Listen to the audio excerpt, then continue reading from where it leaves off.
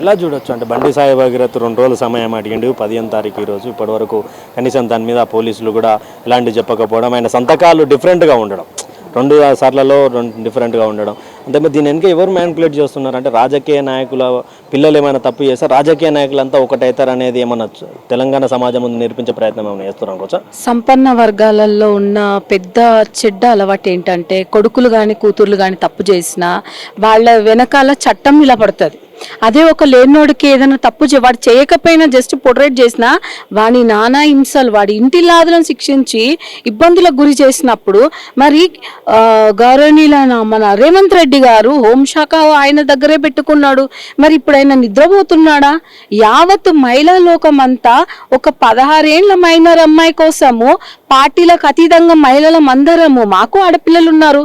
So మా బిడ్డకి ఇట్లా జరుగుతాయి మేము ఎక్కడ అన్నట్టు మేము అందరం కొట్లాడితే దీన్ని రాజకీయంగా చిత్రీకరిస్తున్నారు. ఇంకోటి మరి సీతక్క గారు మంత్రిగా ఉన్నారు, కొండా సురేఖ ఉన్నారు, మరి మిగతా వాళ్ళంతా వాళ్ళు ఆడవాళ్ళు కాదా?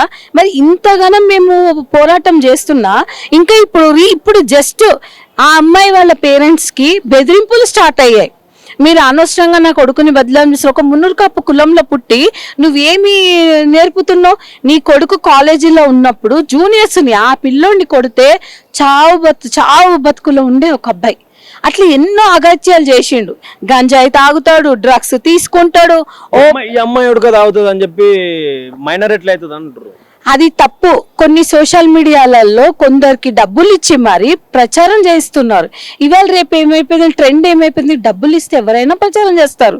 దాన్ని ఎట్లా తీసుకెళ్తున్నారు అంటే యూట్యూబర్స్ కానివ్వండి, ఇన్స్టా వాళ్ళు కానివ్వండి, నువ్వు మొన్న మీటింగ్లో అన్నా నువ్వు నేను జై శ్రీరామ్ అని చెప్పే అర్హత నీకు లేదు.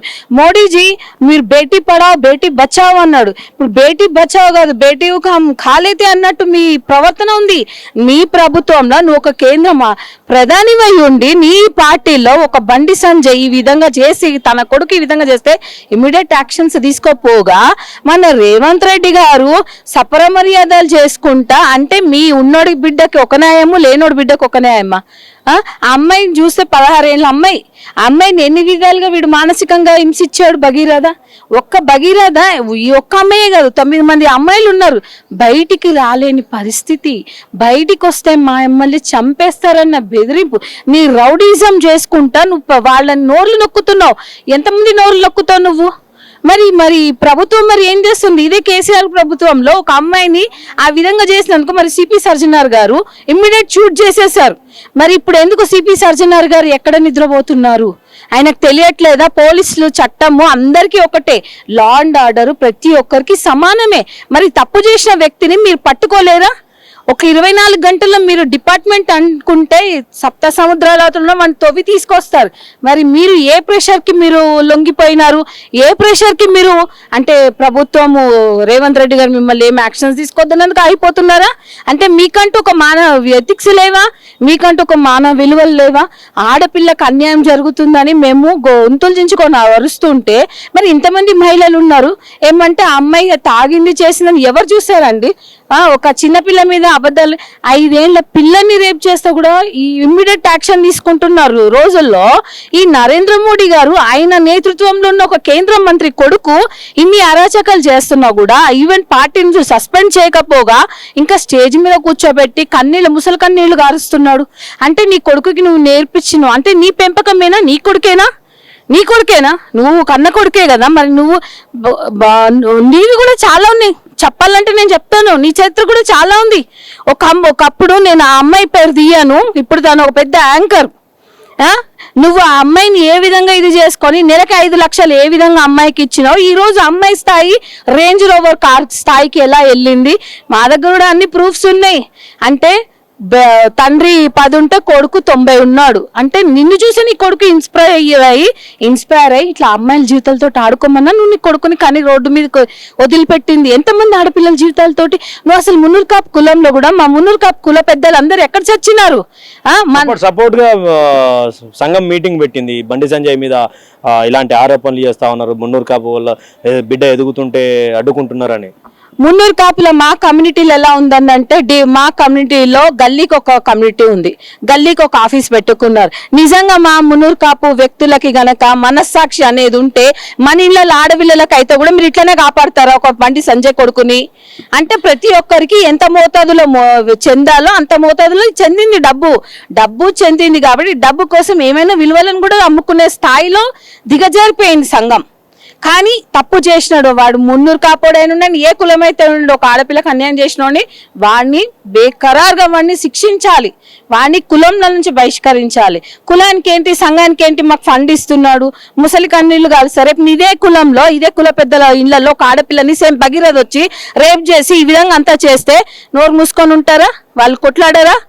అంటే ప్రశ్నించే వాళ్ళ గొంతులు నొక్కుతున్నారు తప్పితే వాళ్ళు చేసింది తప్పు, ఇది తప్పని తెలిసినా కూడా ఓక్సో కేసు అయినప్పుడు ఇమీడియట్ అరెస్ట్ చేయాలి. డిపార్ట్మెంట్ అంతా ఎక్కడ పడుకుంటుంది, ఎక్కడ నిద్రపోతున్నారు? ఎందుకు ఒక ఆడపిల్ల అంటే ఆ అమ్మాయిని పోర్ట్రేట్ చేస్తున్నారు, బ్యాడ్ గా పోర్ట్రేట్ చేస్తున్నారు. అంటే ఒక డబ్బున్న వర్గంకి చెందిన అబ్బాయిని మీరు కాపాడుతున్నారు. రాజకీయాలలో మీరు ఎదగడానికి వచ్చిన ప్రజలకు సేవ చేయండి, అంతేగాని ఇలాంటి అఘాయిత్యాలు పాల్పడేసి ఈ అఘాయిత్యాలను కప్పిపుచ్చుకోవడానికి ప్రభుత్వాన్ని బలగాలని అన్నిటినీ మీరు మీ మోచేతుల కింద పెట్టుకొని ప్రజాస్వామ్యాన్ని తప్పు పట్టిస్తున్నారు. పబ్లిక్ కి గవర్నమెంట్ మీద ఆల్రెడీ వ్యతిరేకత ఏర్పడింది, ఈ యొక్క ఇష్యూలో ఇంకా వ్యతిరేకత వస్తుంది. అంటే గతంలో కేసీఆర్ ప్రభుత్వం ఉన్నప్పుడు చిన్న ఇన్సిడెంట్ అయినా కూడా చాలా మంది బయటకు వచ్చి మాట్లాడుతుంటే బీజేపీ మహిళా నేతలు కావచ్చు, బీజేపీ మహిళా మోర్చా ఉంది, తర్వాత ఇక్కడ కాంగ్రెస్ పార్టీలో మహిళా మోర్చా సపరేట్గా ఉన్నది, మహిళా వింగ్. కానీ వీళ్ళందరూ కూడా ఇప్పుడు సైలెంట్గా ఉండడానికి కారణం ఏమంటారు? అంటే మేము మాట్లాడము, మీకు ఇంటికి ఎంతెంత పంపించాలో మేము పంపించేస్తాము. మరి నిన్నగాక మొన్న పెట్టిన టిఆర్ఎస్ రాష్ట్ర సమితి పార్టీ ఆమె అందరికీ అమ్మ అని అనింది. ఆ ఒక అమ్మగా ఉండి నువ్వు కామెంట్ చేస్తా ఉన్నది బీఆర్ఎస్ పార్టీ అత్యుత్సాహం, కేటీఆర్ అత్యుత్సాహం, బీఆర్ఎస్ పార్టీలో ఉన్న కొంతమంది లీడర్ల అత్యుత్సాహంతో అమ్మాయి ఫోటోలు బయటకు వస్తా ఉన్నాయి, బీఆర్ఎస్ వెనక ఉండి నడిపిస్తుంది అన్న కోణంలో మాట్లాడుతున్నాను. చూడండి, తప్పు జరిగింది కాబట్టి ప్రతి ఒక్క మహిళలు ఇందులో రాజకీయం అనేది ముందు ముఖ్యంగా లేదు. నువ్వు అమ్మ తెలంగాణ తల్లికి నువ్వు తల్లి కావాలనుకున్న అమ్మవి ఫస్ట్ ఒక తల్లి స్థానంలో ఉండి అదే నీ బిడ్డను అయితే నీ బిడ్డకు ఆ విధంగా జరిగితే నువ్వు ఇదే విధంగా మాట్లాడతావా? తల్లి అనడము, నేను అందరికీ తల్లిలా కావాలనడము చెప్పడం కాదు, ఆచరణలో పెట్టాలి. తల్లి అనేది ప్రతి ఒక్కరికి న్యాయపరంగా ఉంటది తల్లి, అంతేగాని ఏదో స్క్రిప్ట్ రాసిచ్చిండ్రు వాళ్ళు మాట్లాడమనేది మీరు మాట్లాడడము తగదు. మీకు సొంత ఇంటి నుంచే మీరు బయటికి వచ్చి మీరు మమ్మల్ని అనడం ఎందుకు? పార్టీ బీఆర్ఎస్ పార్టీ కాదు, మహిళలు మా అమ్మాయికి న్యాయం జరగాలనే మేము పోరాడుతున్నాం తప్పితే ఇందులో పార్టీ ప్రమేయం లేదు. ఒకటి ఏంటంటే కేసీఆర్ గారి ప్రభుత్వం ఉన్నప్పుడు ఎక్కడ ఏ చిన్న క్రైమ్ జరిగినా ఇమ్మీడియట్ వాళ్ళకి పనిష్మెంట్ ఉండేది. ఇప్పుడు ఈ ప్రభుత్వం వచ్చే 2.5 సంవత్సరాలలో ఎన్ని అఘాయిత్యాలు స్టార్ట్ అయ్యాయి. మర్డర్ రీసెంట్ గా చిలకలగూడలో ఒక అమ్మాయిని ప్రేమించినందుకు ఆ అబ్బాయిని 18 కత్తిపోట్లు పొడిచినారు. ఇప్పటివరకు దాని మీద ఏమీ యాక్షన్ తీసుకోలేదు. ఏమంటే మేము నిందితులను పట్టుకున్నాము, నిందితులను పట్టుకుని ఏం చేస్తారు? ఆ తల్లికి కొడుకు పోయింది, కొడుకుని తెచ్చిస్తారా? తెచ్చారు కదా. సో ఏంటంటే ఆవిడ ఏం మాట్లాడుతుందో ఆవిడకే తెలియదు. ఫస్ట్ ఆఫ్ ఆల్ ఈ పూటకో పుట్టిన పార్టీలు ఇవి ఎల్లకాలం ఉండవు. ఫస్ట్ ఒక సాటి మహిళగా ఒక తల్లి స్థానంలో ఉండి ఆ తల్లి పడుతున్న ఆవేదనను అర్థం చేసుకొని మాట్లాడిందంటే మాకు చాలా బాగుండేది. కానీ మీరు మాట్లాడింది ఏ విధంగా ఉందంటే అతను తప్పు చేయలేదు, చెందంటే ఇదే తప్పు నీ ఇంట్లో జరుగుతుంది, నువ్వు ఊరుకుంటావా? నేను ప్రశ్నిస్తున్నాను, ఊరుకుంటావా? పార్టీలో ఉన్నప్పుడే మీరు మహిళలకి మీకు అన్యాయం జరుగుతున్నా మీ దగ్గర ఎన్నోసార్లు మొర పెట్టుకుంటున్నా మీరు ఏ మహిళకి మీరు న్యాయం చేయలేదు. ఇంకా ఇప్పుడు మీరు మాట్లాడుతున్నారు అంటే నవ్వొస్తుంది నాకు. సో ఇదేంటంటే కక్ష సాధింపుతోటి ఆవిడ ఏంటంటే ఎవరు స్క్రిప్ట్ ఇస్తున్నారో వాళ్ళ మాటలు మాట్లాడుతుంది. సొంత ఆడవిళ్ళు అయి ఉండి ఇంట్లో ఉండి ఎన్ని గొడవలు వచ్చినా తెలంగాణలో ఎన్ని గొడవలు వచ్చినా ఇంట్లోనే పరిష్కరిస్తారు, రచ్చకెక్కరు. అవునా? రచకెక్కి మనకి ఇప్పుడు రచకెక్కిన వాళ్ళకి వాల్యూ ఉండదు మార్కెట్లో. వాళ్ళు ఏది మాట్లాడినా జస్ట్ ఆ ఫన్ అనుకుంటాం. మేము అనేది ఏంది, ఆ అమ్మాయికి న్యాయం జరగాలనే న్యాయ పోరాటానికి మేము దిగినాము. మమ్మల్ని అరెస్ట్ చేసి తీసుకొచ్చినప్పటి నుంచి మమ్మల్ని పంపించకుండా మమ్మల్ని నానా మాటలు మాట్లాడుతున్నారు. సో మేము నేను ప్రశ్నిస్తున్నాను, బండి సంజయ్ కొడుకుకి శిక్ష పడాలి. ఇన్ని రోజులు అవుతున్నా కూడా అతన్ని మీరు అరెస్ట్ ఎందుకు చేయలేకపోతున్నారు? అంటే మీరు రేవంత్ రెడ్డి గారు ఇంట్లో పెట్టుకొని దాపెట్టినారా? ఆయన ఇంట్లో పెట్టి కాపాడుకుంటున్నాడా? లేకపోతే ఎంత మొత్తాదులో ఎన్ని వందల కోట్లు ఈ అబ్బాయిని కాపాడడానికి వచ్చినాయి కేంద్రం నుంచి? మాకు కూడా తెలియాలి కదా. మీరు వోక్సో కేసు అని అంటే ఈ పార్టీకి అరెస్ట్ చేయాలి. అరెస్ట్ చేయకపోగా ఇంకా అతను సంతకాలు పెట్టడం, ఫోర్జరీ చేసుకుంటా మెయిల్స్ పంపిస్తే మీరు ఎట్లా డిపార్ట్మెంట్ వాళ్ళు యాక్షన్ తీసుకోకుండా మెయిల్స్ చదివి మీరు ఏం మీరు పబ్లిక్కి చెప్తున్నారు అంటే మీరు మొత్తం యావత్తు సిస్టమ్ అంతా కేంద్రం చేతిలో నలిగిపోతుంది. కేంద్రం ఎట్లా మాట్లాడితే అట్లా. రేవంత్ రెడ్డి గారి స్క్రిప్ట్ ఏంటంటే నాకు ఎన్ని సూట్ కేసులు వస్తాయి, ఎందుకంటే గతంలో కూడా ఆయన బ్యాగులు తీసుకున్న చరిత్ర ఉంది కాబట్టి ఇప్పుడు కూడా అంతకంటే ఎక్కువ డబ్బులు వస్తాయేమో, ఈ కేసులు ఎన్ని వందల కోట్లు ఆయన చేతికి వస్తున్నాయో, అందుకనే ఆయన ఏమి దీని మీద స్పందించట్లేదు. మరి హోంమంత్రిగా హోంశాఖ నీ దగ్గర పెట్టుకున్నావు, ఎందుకు పెట్టుకున్నావు? మరి ఎందుకు పెట్టుకున్నావు? మహిళల మీద ఇప్పుడు నీ ప్రభుత్వం వచ్చినాకనే మహిళల మీద అనేక దాడులు తయారైనాయి. అనేక దాడులలో మహిళలు కోల్పోతున్నారు, ప్రాణాలు కోల్పోతున్నారు, మాన ప్రాణాలు అన్నీ నిలువెత్తు పోతున్నాయి. పోలీస్ స్టేషన్కి వెళ్ళాలంటే కేసీఆర్ గారు ఉన్నప్పుడు పార్టీలలో ఉన్నప్పుడు ఆయన ప్రభుత్వం ఉన్నప్పుడు లేడీస్ పోలీస్ స్టేషన్కి ధైర్యంగా వెళ్ళి కంప్లైంట్లు ఇచ్చి వచ్చేవాళ్ళు. ఇప్పుడు పోలీస్ స్టేషన్ పోవాలంటే భయపడే స్థితికి నువ్వు తీసుకొచ్చినావు. Right madam. అంటే పూర్తిగా ఫైనల్గా అంటే ఫోక్సో అంటే 24 గంటల్లో అరెస్ట్ కావాల్సినటువంటి పరిస్థితి ఉంటాయి. కానీ ఇప్పుడు మీ పార్టీకి మీ ఇంటి పోరే దాకింది కదా, మరి ఎట్లా అంటే ఫైనల్గా ఏం చెప్పదలుచుకున్నారు? అంటే కవిత ఎలాంటి స్టాండ్ తీసుకోబోతా ఉంది అనుకుంటారు? మీ పార్టీ ముందస్తు చర్యలు ఎలా ఉండబోతాం? మా పార్టీ ముందస్తు క్రమశిక్షణ పార్టీలో ఎవరు తప్పు చేసినా బయటికి పంపించేస్తారు ఖచ్చితంగా. కానీ ఒకప్పుడున్న కవిత గారు వేరు, ఇప్పుడున్న కవిత గారు వేరు. అప్పుడు ఎంపీ కవిత ఇప్పుడేమో పార్టీ అధ్యక్షురాలు కదా. తను ఎంపీగా ఉన్నప్పుడు కూడా మరి పార్లమెంట్ లో ఒక్కసారి కూడా మహిళా బిల్లు గురించి మాట్లాడలేదు. మరి మహిళల గురించి మీరు ఎక్కడ మాట్లాడలేదు. మరి మహిళల కోసం మరి పార్టీ మనకి 10 ఏళ్ళు ఉంది. మరి మహిళలకి ఇన్ని బోర్డు మెంబర్స్ ఉంటాయి, ఇన్ని కార్పొరేషన్స్ ఉంటాయి, మరి మహిళలకి ఎందుకు పెద్దపీట వేయలేదు? మరి మీరు మంత్రిగా ఉన్నారు, ఎమ్మెల్సీగా పనిచేసారు, సొంతంగా మీరు ఏది సాధించుకున్నారు? మీరు నిజంగానే కల్వకుంట్ల అన్న పేరు తీసేసుకొని పబ్లిక్ లో రండి. It's open challenge.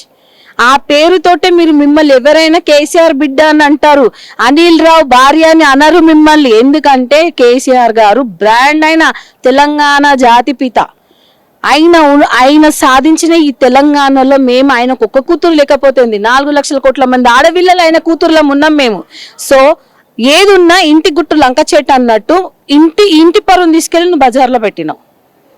ఎప్పటికైనా తండ్రి అవుతాడు. 4 మాటలు చెప్పి నువ్వు విని పార్టీలో నుంచి వెళ్ళిపోయినావు. మేము పార్టీలో ఉన్నప్పుడు మాకు కష్టం వచ్చినా కూడా ఈవెన్ మా బాబుకి యాక్సిడెంట్ అయ్యి మెసేజ్ పెడతా రెస్పాండ్ అవ్వలేదు. అట్లీస్ట్ ఒక పిఎన్ కూడా పంపించలేదు.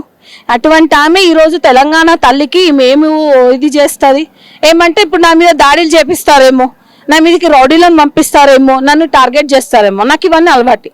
ఎందుకంటే గతంలో కూడా నేను మాట్లాడినందుకు నన్ను చంపే ప్రయత్నం కూడా చేశారు. అన్నిటికీ తట్టుకొనే నేను నిలబడ్డాను. ఎందుకు అని అంటే ఉన్నట్టు మాట్లాడతాను నేను. పార్టీలో మీరు మహిళలు మంచి కాస్ట్యూమ్ చీరలు కట్టుకొని రావద్దు. నేను ఒకదానే బాగుండాలి, మరి మిగతా వాళ్ళంతా మహిళలు కదా. ఎవరైనా మంచిగా రెడీ వస్తే వాళ్ళని కన్సైగా తోటి వాళ్ళు బయటికి వెళ్ళిపోవాలి, దిగకూడదు అక్కడ. మాకు అభిమానమే, ఆమె కేసీఆర్ బిడ్డగా నాకు చాలా అభిమానమే. అక్కతో చాలా మంచి ర్యాంపో ఉండేది. కానీ ఎప్పుడైతే మా బాపుని బయటికి వేసినావో, ఆవిడ అరెస్ట్ అయినప్పుడు కేటీఆర్ గారు ఉన్నారు, హరీష్ రావు గారు ఉన్నారు, ఈవెన్ ఢిల్లీలో కూడా వెళ్ళి అందరు కలిసాం. మాకు అవకాశం దొరకలేదు, నేను కలవలేదు. ఇంటికి వచ్చినాక నా దగ్గర వీడియోస్ కూడా ఉన్నాయి. ఇంటికి రాగానే ఫస్ట్ నన్ను హక్ చేసుకొని ఏడ్చింది. ఆ ఏడుపు ఎక్కడ పోయింది? రామన్న గారి మీద నీకు ఎందుకంత ద్వేష రాగాలు? బాపు మీద ఎందుకు? ఏదన్నా ఉంటే 4 గోడల మధ్యలో సెటిల్ చేసుకోవాలి. ఇదంతా చిట్టినాయుడు ఆడిస్తున్న డ్రామా. ఎందుకు అంటే చిట్టినాయుడు తోటి ర్యాంపో గతంలో నుంచి ఉంది కాబట్టి, ఎందుకంటే ఆస్తులు కేసులలో నుంచి బయటపడాలంటే చిట్టినాయుడుతో ర్యాంపో పెట్టుకుంటేనే అన్నిటికీ ఇది అవుతుంది. మరి బండి సంజయ్ కొడుకు ఇష్యూ అయి దాదాపు వారం రోజుల నుంచి అందరం కొట్లాడుతున్నాము. 24 గంటలు అయింది, వారం అయింది ఆ పిల్లని అరెస్ట్ చేస్తలేరు. కొందరు దేశం దాటిపోయినా అంటున్నారు. ఇంకా ఎన్నో వీడియోలు వస్తున్నాయి ఆ పిల్లోడు గురించి. మరి ఇప్పుడు నువ్వు నిన్నగాక మొన్న ఇంటర్వ్యూ పెట్టింది, ఆ పిల్లోడు తప్పు చేసిండో చేయలేదు అంటే రేపు నీ ఇంట్లో నీ ఆడపిల్లకి అవుతుంది. ఇదే మాట మాట్లాడతావా? నేను ప్రశ్నిస్తున్నాను, ఇదే మాట మాట్లాడతావా? నువ్వు ఏదైనా మాట్లాడే ముందు మాకు అందరికి వార్నింగ్స్ కూడా వచ్చినాయి. తెలిసి తెలియకుండా మీరు ఇష్టం వచ్చిన నా గురించి మాట్లాడితే తాట తీస్తా అన్నారు. ఆమె ఓపెన్ గానే మీడియాలో అన్నారు, తాట తీస్తాను, మిమ్మల్ని ఏం చేస్తున్నా చేయను. మిమ్మల్ని ఏం చేసినా దేవుడు అన్నవాడు ఉన్నాడు.